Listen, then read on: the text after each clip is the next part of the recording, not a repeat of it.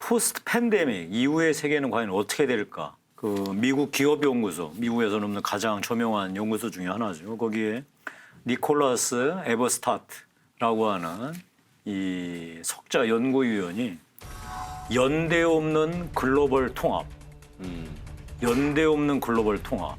이 얼마나 모순됩니까? 그러게요. 이 끔찍한 딜레마에 계속 시달릴 것이다. 그러니까 참 정답 없는 일이겠죠. 그런데 이게 현실이 될 것이다.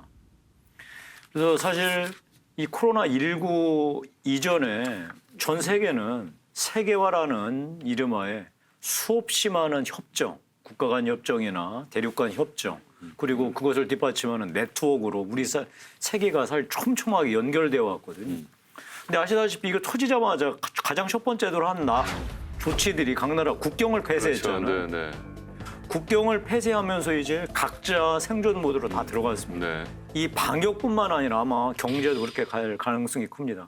이거의 가장 비극적인 미래를 지금 보여주는 게 EU가 될 겁니다. 왜냐하면 EU가 이 국가 간 통합을 했던 큰 세 가지 축이 이거거든요. 국경 없이 이루어지는 인적 교류, 두 번째가 단일 통합, 그리고 각 나라가 각자 재정을 운영하는 게 아니라 통제를 하는 거죠. 기준을 정해서. 네네. 이게 이제 사실 EU 통합의 가장 축인데 이 세 가지가 다 깨질 겁니다. 이제 그렇게 된다면 지난번 영국이 브렉시트를 통해서 사실 EU의 균열에 이제 촉발을 이제 시켰다면 아마 코로나19는 EU가 정말 깨져나가는 일들이 벌어질 수도 있다라는 게 바로 이 니콜라스 이 연구원의 얘기인데요. 이거는 우리 서 회장께서 가장 정확하게 짚으신 게 대한민국의 경제 구조의 가장 핵심이 수출이거든요. 네네. 수출은 사주는 나라가 있어야지 그렇죠. 수출이 이루어지지 네. 않겠습니까? 네네. 근데 지금 각 나라의 구매력이 현저하게 떨어진 상태이고 각자 고립해서 생존하려고 하다 보니까 그 소위 수입하는 양도 현격히 줄 겁니다.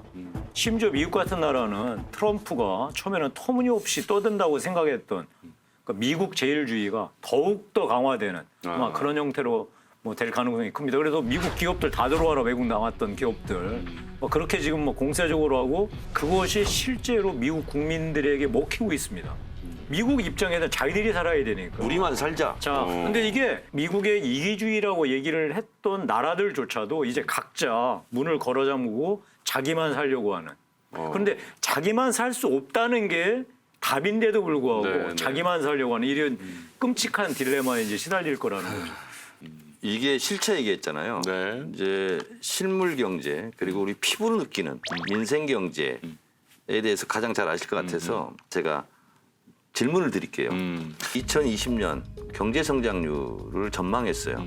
한국은 마이너스 1.2, 미국이 마이너스 5.9, 그리고 일본이 마이너스 5.2, 독일이 마이너스 7.0, 영국이 마이너스 6.5, 프랑스 마이너스 7.2예요. 이탈리아는 마이너스 9.1. 이렇게 숫자로 얘기하면 피부를 안 와닿잖아요.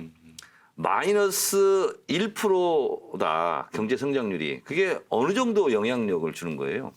사실은 실물 경제를 있는 사람들은 그 통계 데이터에 대한 부위를 별로 참고하지 않아요. 네. 정상적일 때는 이론적으로 보고 그리고 전문가들이 필요하죠. 위기 상황에는 이론이 안 필요합니다. 전문가도 안 필요해요. 이게 숫자에 불과하다. 다 의미 없는 거예요. 네. 예를 들어서 얘기해 봅시다. 우승우 씨는 올해 네. 새 차, 신차를 살 사람들이 많이 있겠습니까? 없다고 생각합니다. 네. 정 의원님은요? 저는 있던 차 고쳐서 쓰려고 그럽니다. 김 의원님은요? 팔아야 되겠죠. 그러면 마이너스 1.9가 무슨 의미가 있습니까?